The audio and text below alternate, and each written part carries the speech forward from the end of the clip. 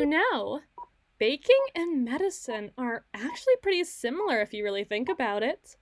What is medicine if not just the same work of being precise and being creative, pouring all your warmth and love into a batch of something beautiful, just to see it return to you as sweet as can be? Or, in this case, healthy! Well, yeah. That's why I said baking instead of cooking. Baking is where you need to be precise with the recipe, isn't it? Isn't it? Oh, well. I'm sure it doesn't matter all that much as long as it's made with just as much sugar and just enough love.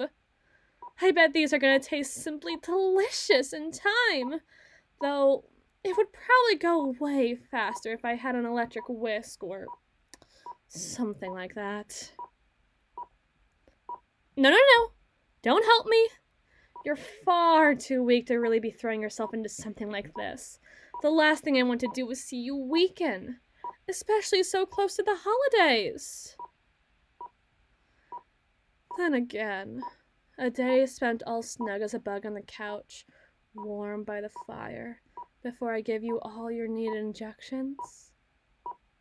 I don't think it sounds all that bad, but I think you'd prefer some level of mobility, even if only for a time before an unfortunate relapse.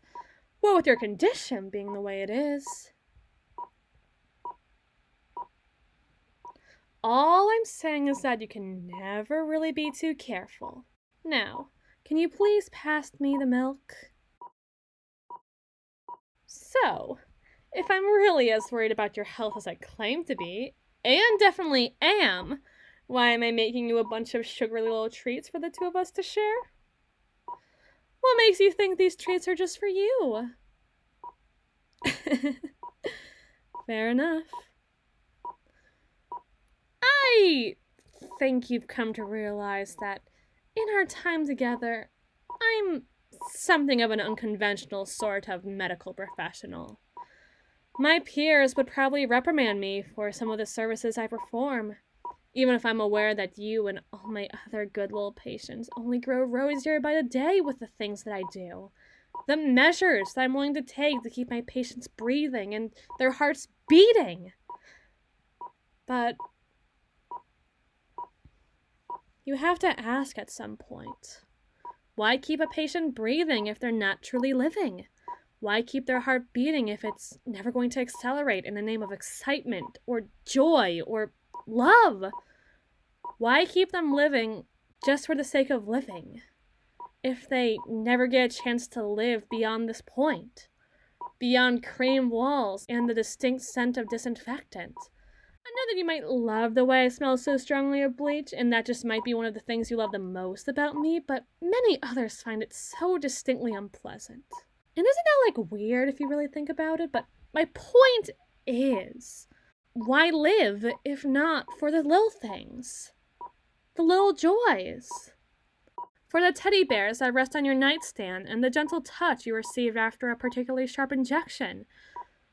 Maybe drinking hot cocoa isn't a great alternative to water, and cookies shrive up your blood sugar, and having a day for feasting 2 months in a row will make you fat, but aren't you going to continue on anyways? If for nothing else but your own sake? Your own bliss?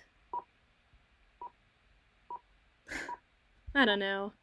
Maybe a little food for thought, maybe not. Now, here. I'm gonna put these cookies in the oven, which just so happens to be in the other room.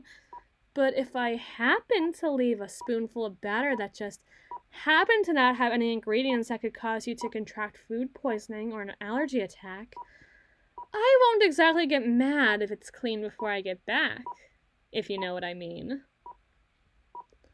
Maybe all you need to get better is to find your own bliss this holiday season.